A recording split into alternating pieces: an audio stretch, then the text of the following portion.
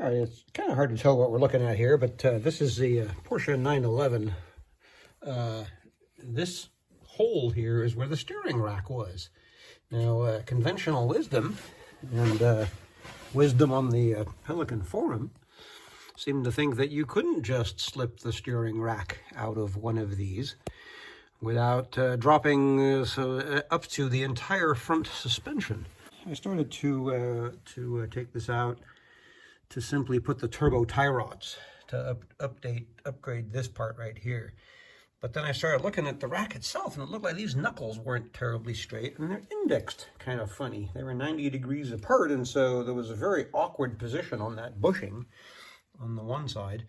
And so I found another rack with the turbo tie rods and decided to pull the whole thing out. The key was, you can see here, I separated the this pinion input. You can see it sitting right here. The key was removing this rubber cover, but I was able to reach through and just knock these little lock tabs back like I'm used to doing on the Mini Coopers transmissions. They got lock tabs every which way. If you don't remove that piece, you got to drop the rack considerably straight down. I probably would have had to remove the master cylinder and everything else. Managed to wobble it out, you know, being careful not to rip fuel lines out that are right there in the tunnel. Well, here's a little different look to the usual engine assembly area. A pair of steering racks. These are for the 911. And, you know, when I started reading about how difficult it was to do these in the car, basically this started out as a standard tie rod type, upgrade to the turbo tie rod type. The standard 911 and the SCs use this knuckle here and this sort of fork arrangement and an adjustable, fairly typical tie rod with a ball joint on the end. The order of this was when I read about the difficulty of trying to do these in the car, and then also keeping in mind this is the first 911 I've ever seen, and still the only one I've ever worked on. I wasn't sure what I was looking at here, and when I was eyeballing this from underneath, these knuckles here looked like they may have been impact damaged or something. You see the angle? Turns out they're made that way, but I couldn't tell, and whoever had put this together had indexed these wrong, so they were 90 degrees off. And so from underneath the car, and having read on the forums about, well, you got to pull the whole suspension, you got to drop the whole subframe assembly and the cross member, yada yada. It turned out I found a way to do it without doing that and just slipped it right out. Managed to get it out of there, but in the meantime, I thought, well, I'll just get another one. I found someone on Pelican selling one, had the turbo tie rod ends. It gives us a chance to kind of show up close what the deal is with these spacers. If you see what happens here when this one reaches the end of its travel, that so-called spacer. It's not technically correctly a spacer. More so, it acts as a limit for the travel. If we take a look at the one here, if we turn it all the way to the inside here, see what happens is if you can see how it's just below this surface flange. So this stop is now where the pinion has reached the end of the travel on the gear. So now it's trying to climb out of the teeth that are on the rack, and you don't want it doing that. So you can see in the standard arrangement, this spacer here, this was threaded onto the kind of the off-angle knuckle there. And you can see how it does the same job, touches the outer little edge here onto this flange when you draw it all the way in, and that just keeps it from reaching the end of the travel at the pinion just by that little bit. It looks like it's, oh gosh, less than a 1/16 of an inch. Oh, sorry, metric. 0.2 millimeters or so, we'll say, 40 thousandths. All right, with the boot slipped back on after kind of cleaning and derusting a little bit of that surface rust there I showed, I'm going to go ahead and put this one in the car, and I'm going to see if it'll go in the kind of the relatively easy way that it came out. Just out of interest here, so I marked off exactly how many rotations. And this one here, yes, it's got the limiting washers on the end there, but it's just shy of 3 turns, as we can see as I turn it over. This one here, without any limiting mechanism, is about 3 1/8 rotations. So I don't know if the ratios internally, the SC, I mean, who knows? If this has been sitting on the shelf for 25 years, it could be a 930 rack from the 70s. but it's not likely. I mean, most of these, by far, the standard ones were going to be a lot more plentiful. These have the exact same part numbers. If you look here, you know, about 4 years, 5 years apart in production, but all of the same numbers and the same notations appear on the side of it. The castings are slightly different. If you look at how this protrusion for the threaded retaining part blends into you can see how this one here is kind of made a bit wider, and it kind of blends into the groove for the roll spring there, as that one doesn't. Is that a significant difference? Is it a slight update? They're both ZF with the same numbers otherwise. It'll be interesting to see what differences are inside there as far as that slight ratio.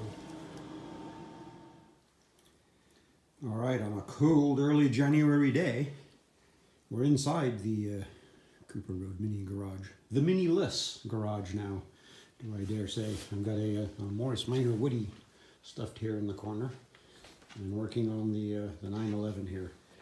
Can we put the steering rack back in? It turned out the tightest fit was, of course, the flange here that accepts the rubber coupling that goes up to the steering wheel. And the most difficult thing to get around is, if you look in here carefully, let's sneak up our hood, you can see in the upper part of the tunnel there, that's the fuel return line.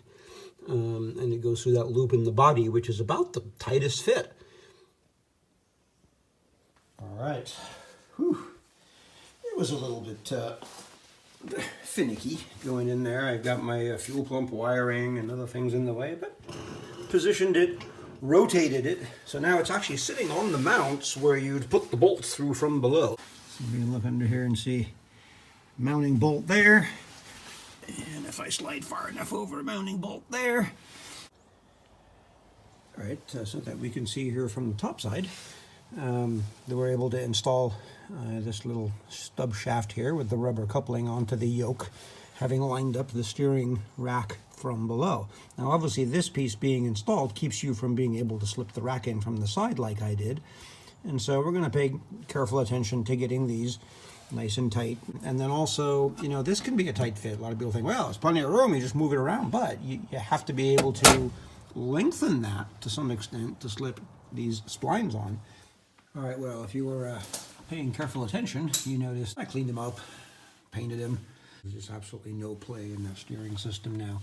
This was easy enough here. At first what I did is I indexed all of these splines properly, and that is kind of critical. The bolt will only go in one way, and in fact one of these had been previously assembled, this one here, off a tooth, and as a result you have to thread the bolt in, and not a great idea. So I put a different bolt, made sure everything looked good there, properly indexed it. But on assembly, before putting the bolts in, you can push the spline further than it normally would go to line up with the bolt. So I put it all together without bolts in order to use up as much room as I could on the length. And in fact, pushing all of that in, you have enough flex here because the rubber coupling bolts there are really only hand tight, and you know, it is a flexible joint. You can pull this away, you know, probably about a ½ inch without any super stress, and that gives you enough room here to line these splines up, slide it all in. So now I've put the bolts in, this new rubber bushing / roller bearing inside there. I am leaving this off at this point, the protective cover. It's a good idea to use it because let's say you throw a sweater in here for some reason, or somebody does, unbeknownst to you, or a set of jumper cables. You don't want anything getting tangled up in that coupling. But we're going to pay very careful attention to it because I want to make sure the rack is good.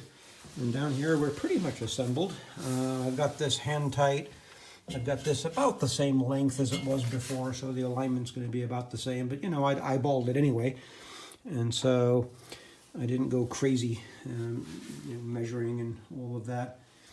I've got a pretty good eye for lining this stuff up, and we'll just do it again.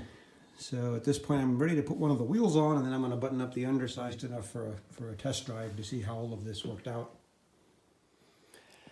Well, unfortunately, about the only good reason left to live in California is not cooperating. It's raining out there, so the test drive is going to have to wait. Let me give you a quick sneak preview of a couple of things we're considering doing next. Now that I've got these nice big wheels and tires on here, a big brake kit seems in order. These things actually work really well because this car is super light. But big brakes from a more modern 911, like the 996s or something, give nice 4-piston calipers. A set of those front and rear can be made to work off a manual master cylinder like this one. So that's one idea. And then back here, in an effort to kind of get around the smog, we haven't been able to pass smog with this CIS. It's just too old. This is a 76. I'm going to cannibalize it to build a 4-barrel plenum on these long runners and install a version of the Holly Sniper fuel injection system on it. Ideal would be the 2300 2-barrel version of the Sniper, but unfortunately that's got no EO number. The MSD version's a 4-barrel, but it's a smaller one. Well, the very next day after the rain and snow, it's right back to convertible weather. So yeah, that's the thing about California. You know, you may get rain and snow one day, but while the rest of the country is deep frozen, you don't have to wait long for the sunshine, convertible weather. But I'm open to suggestions. Where else can a car guy go and live in the U.S.? I suppose you could say not too many requirements. Can't be anywhere too hot, or too cold, or too dark, or too humid, or too Republican. Not much to ask for, but perhaps you can see why I'm still here.